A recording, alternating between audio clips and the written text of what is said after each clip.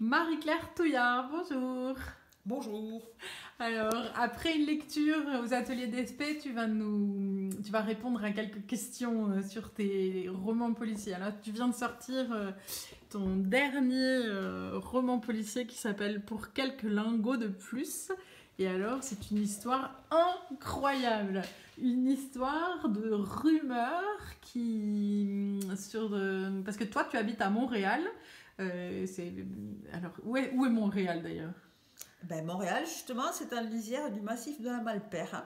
C'est à 19 km de Carcassonne, à peu près pareil de Castelnaudary, à peu près pareil de Limoux. D'accord. Et alors, quelques lingots de plus, c'est parti d'une voisine qui t'a raconté une histoire de rumeurs assez truculente et curieuse et étonnante. Est-ce que tu peux nous en parler? Eh bien, en fait, cette dame m'a dit que une des plus grosses fermes de la Malpère appartenait à une famille qui avait ramassé des lingots dans la Malpère à une époque qui avait été largués pour la résistance.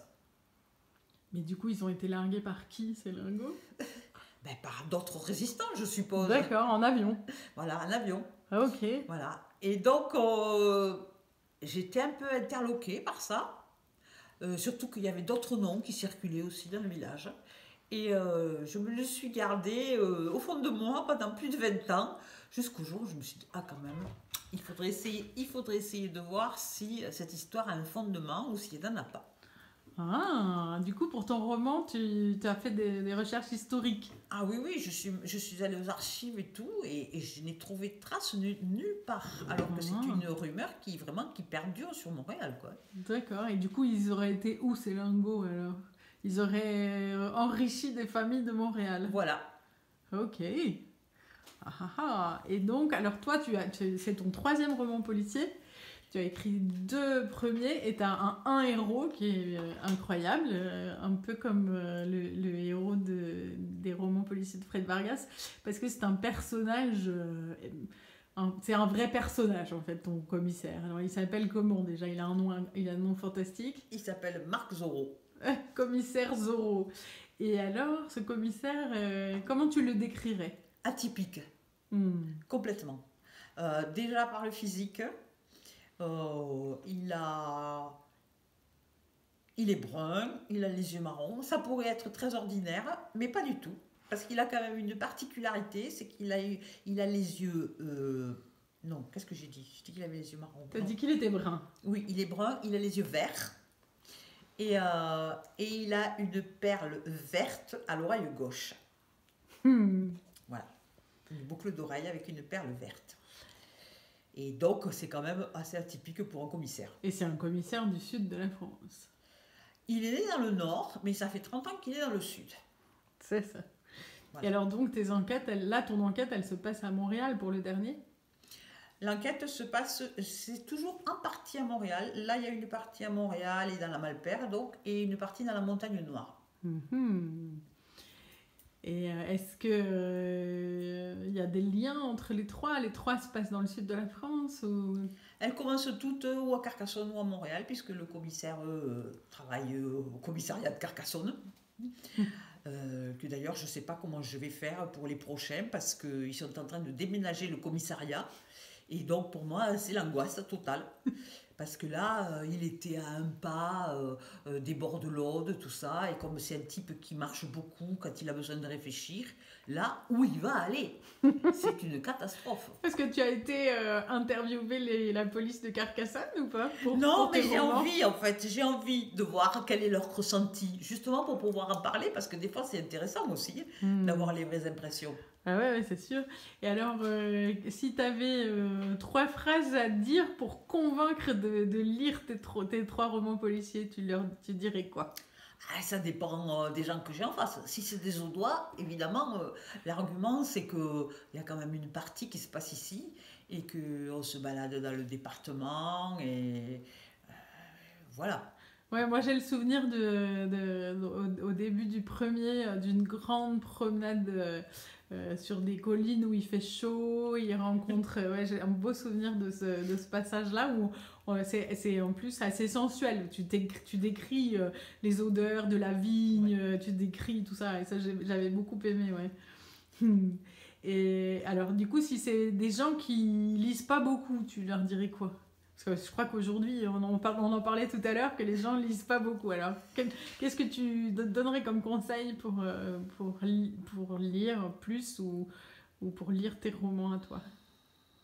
À des gens qui lisent pas beaucoup. Je sais pas, c'est difficile, hein, parce que bon, honnêtement, j'ai pas la prétention d'être unique, et dans le policier, maintenant, il y a tellement de choix que c'est vraiment très, très difficile. Voyons, qu'est-ce que je pourrais dire comme particularité? Oui, qu'est-ce que toi... Le fait qu'il est atypique et que c'est un révolutionnaire, ce que j'appelle un révolutionnaire silencieux. C'est-à-dire de ces gens que j'aime beaucoup et qui a beaucoup dans la haute vallée de l'Aude, qui avancent pas à pas dans des expériences toujours nouvelles, qui ont toujours un pas d'avance sur les gens normaux, quoi. Voilà. Qui tentent des expériences qui n'ont jamais peur, qui n'ont pas peur de se lancer dans des trucs qu'on juge complètement incroyables, et qui en plus, justement, comme ils ont cette force et cette conviction-là, ils y arrivent. Et ben, Zorro, pour moi, c'est ça. C'est le type qui se bat pour les petits, pour les gens simples, pour les gens simples, comme l'autre Zorro, mais d'une façon totalement différente. Voilà, silencieusement, avec beaucoup d'efficacité, beaucoup d'humanité, voilà. Et alors, si tu pouvais en résumer un des trois, mais brièvement, évidemment sans révéler quoi que ce soit, mais... C'est difficile. Ouais, c'est un exercice difficile, mais alors, le premier. Alors, le premier, ça se passe dans le milieu musical. Donc voilà, en fait, c'est l'histoire d'un jeune pianiste virtuose qui a disparu et voilà, et il ne lui arrive que des choses vraiment bizarres, quoi. C'est un type qui manipule. On a l'impression qu'il y a un moment où il ne maîtrise plus son destin, quoi. Voilà. Il a vendu son âme au diable, comme il dit, à un moment, et il pensait que du coup, le diable lui ficherait la paix, et puis non. Ah oui, c'est les parents qui lancent l'enquête, dans mes souvenirs. Oui. Les parents lancent l'enquête pour retrouver leur fils musicien qui a disparu. Voilà. Et le deuxième? Alors le deuxième, ça commence par « Moi, j'aime pas l'été ». Donc c'est ce qui est un comble quand on habite dans le sud, mais c'est quand même mon cas. Et donc c'est l'histoire d'une artiste peintre qui habite à Montréal et qui part en vélo, et puis là aussi il lui arrive un truc complètement fou. Voilà, elle est enlevée et pendant une bonne partie du roman, on se demande vraiment pourquoi. Voilà. Et puis, par une autre voie, il y a un tableau de Soulages qui arrive là, qui a disparu lui aussi. Et quelle est la conjonction entre les deux? Voilà. Un tableau de Soulages qui a disparu? Oui. Oui, maman avait beaucoup aimé celui-là. Tu peux nous dire quelque chose? Elle est à côté de moi. Bah oui, j'ai beaucoup. Je trouve le suspense incroyable. Le suspense des romans de Marie-Claire? Le temps. De celui-là, oui. Tu demandais une motivation pour lire pour les gens qui ne lisent pas, mais moi je trouve que ce sont des romans qui se lisent très facilement, d'une manière... on est pris, on lit 10 pages et on ne peut plus lâcher le bouquin jusqu'à la fin. Ah oui. C'est les bons polars. Ah oui. Pour moi, c'est les bons super. polars. Ah merci. Voilà, fallait interviewer une lectrice. Et alors cette histoire de Soulage est fantastique, mais ça, on peut pas la raconter. Non. Ah non. Ok. Il faut. Ah oui, du coup, le deuxième, on peut... du coup, ça me fait du bien, parce que c'est la deuxième personne, c'est pas beaucoup, mais pour moi c'est beaucoup, la deuxième personne qui me dit « J'ai pas pu le lâcher jusqu'au bout ». Ah, mais c'est génial. Mais ceux qui aiment la peinture, on en apprend peut-être un peu sur Soulage, alors.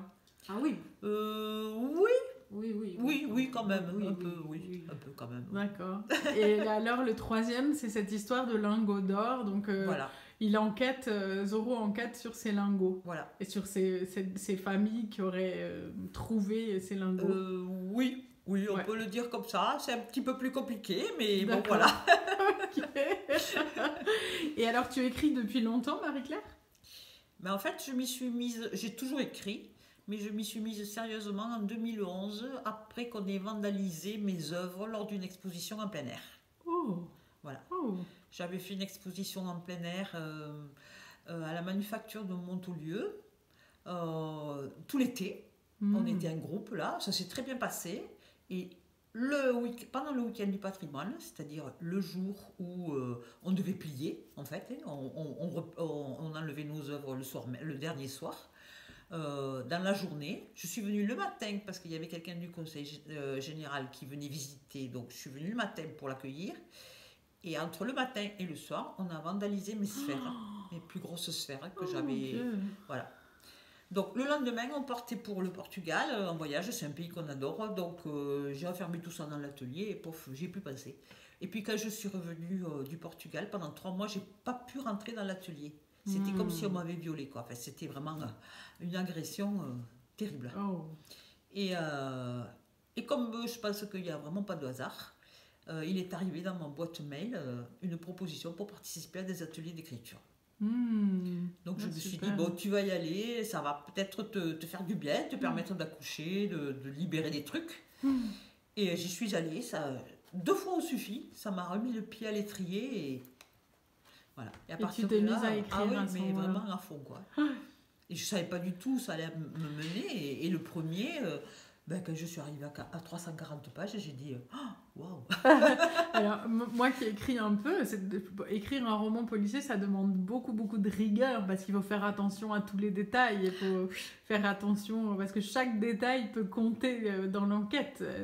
C'est assez fastidieux. Moi, j'ai le souvenir d'avoir écrit simplement une nouvelle policière et il fallait faire attention, il fallait faire trop attention à tout. Et toi, tu réussis facilement à... Eh ben, c'est dommage que j'ai pas porté mes cahiers qui sont dans la voiture parce que je les porte toujours maintenant pour montrer aux gens comment je pratique. Donc le premier jet, je l'écris toujours sur papier avec un stylo parce que j'adore ça. Je trimballe mes carnets partout. Enfin bon, voilà. Et là, j'avais commencé pour celui-là et pour le dernier où il y a aussi pas mal de personnages, j'ai adopté les tout petits post-it. Et donc j'adopte une couleur de post-it pour chaque personnage et chaque fois je le mets en haut de la page. Voilà. Et comme ça, en regardant par la tranche, je vois déjà à quelle fréquence je parle des personnages pour qu'il y ait un roulement. Que ce ne soit pas toujours les mêmes qui occupent le devant de la scène. Et puis comme ça me permet de vérifier ce qu'il a dit et fait précédemment si j'ai un doute. Mais c'est effectivement un exercice. Et comme en vieillissant, je m'aperçois que je perds pas mal la mémoire. Il faut vraiment être très rigoureux. Ah oui, ça, c'est une demande d'une rigueur absolue.